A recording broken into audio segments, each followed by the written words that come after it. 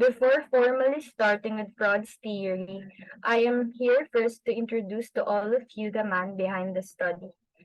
So Sigmund Freud established psychoanalytic theory, where his views were deemed radical at the time and continue to spark debate and controversy. His work had a tremendous impact on a variety of fields, including psychology, sociology, anthropology, literature, and even art. Many components of Freud's work and study are referred to as psychoanalysis, including Freudian therapy and the research methods he utilized to build his theories. When developing his theory of personality development, Freud relied significantly on his observations and case studies of his patients. Sigmund Freud, the prominent psychiatrist, believed that human behavior and personality were derived from the continual and unique interaction of conflicting psychological forces operating at three levels of awareness: the preconscious, conscious, and unconscious minds. He felt that each of these regions of the mind has a significant impact on behavior. To comprehend Freud's theory, it is necessary first to comprehend what he believed each aspect of personality accomplished, how it functioned, and how these three aspects interacted to contribute to the human experience. Each level of consciousness has an impact on human behavior and thought, and to be able to understand how these three functions contribute to human behavior and thought, the next reporter will be going into details regarding Freud's three levels of the mind, starting with the conscious mind that will be reported by Mr. Brooks. The tip of the iceberg that is visible above the water represents the conscious mind. The conscious mind is one element of Sigmund Freud's topographic model of the mind. Freud was not the first theorist to describe consciousness or unconsciousness, but these elements played a fundamental part in his theories of human psychology. The conscious mind consists of everything inside of our awareness. The conscious mind includes fantasies, feelings, memories, perceptions, self-awareness, sensations, and thoughts. The conscious mind comprises everything that we are aware of at any given moment.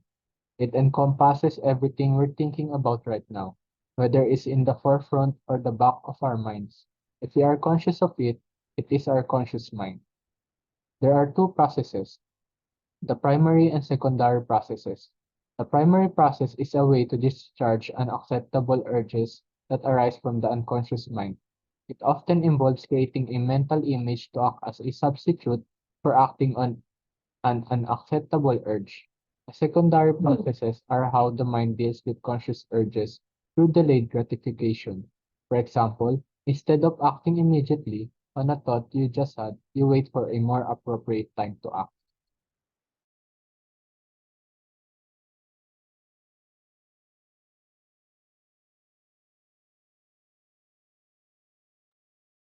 For the next reporter, let me call Gian Arceo. Subconscious mind. The subconscious level of consciousness is where dreams are created. We can think of it as a repository for all recalled experiences, the impressions these experiences leave in the mind, and the tendencies that are awoken or reinforced by these impressions. Every experience, thought, and impression you've ever had is stored in your subconscious mind and has a far greater influence on our thought and behavior patterns than we realize. Subconscious stores information just beneath the level of conscious awareness. Individuals can retrieve such information relatively easily, and these are commonly referred to as memories. Suppose someone were to ask you right now, what your middle name was. You would recall it, as well as your father's birthday and the last time it rained. Past experiences are stored in what Freud referred to as the subconscious part of our minds, which may be unaware of at one point and then completely focused on at another. Our success in life, work, and relationships is frequently determined by the habits we develop over time. Setting priorities and completing critical day-to-day tasks requires both mental and physical strength. As such, This habit is amendable to learning through practice and repetition until it becomes ingrained in our subconscious mind and becomes an indelible part of our behavior.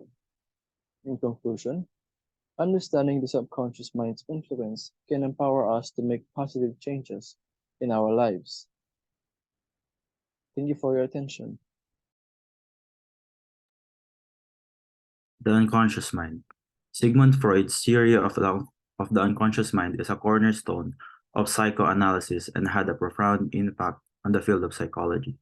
Freud's theory of the unconscious mind is a foundational concept in psychoanalysis, forming the core of his groundbreaking ideas. It has left an indelible mark on the field of psychology, profoundly influencing the ways of psychologists understand the hidden forces that shapes human thoughts, emotions, and behaviors. Freud's exploration of the unconscious mind had a lasting impact, contributing significantly to the development of psychological theories and therapeutic practices. It proposes that our minds consist of different levels of awareness, with much of our mental activity occurring outside of our conscious awareness. This concept posits that our mental processes occur on various levels of awareness, while we are consciously aware of some thoughts, feelings, and perceptions. There exists a vast realm of mental activity that operates beneath the surface of our awareness. These hidden aspects, according to the theory, include thoughts, desires, emotions, and memories, and they exert a substantial influence on our behavior and experiences. Even though we may not consciously recognize or understand them, Freud's theory of the unconscious mind highlights the interstate interplay between these conscious and unconscious elements, shedding light on the complex dynamics that shape human psychology. So, by using the metaphor of an iceberg to the unconscious mind, the vast submerged portion of the iceberg, or deep below the water, represents the unconscious mind. This is where Freud believed that the most profound and influential aspect of our mental life reside. Many of these elements are repressed or forgotten, yet they continue to shape our thoughts, behaviors, and feelings. That would be all, and thank you.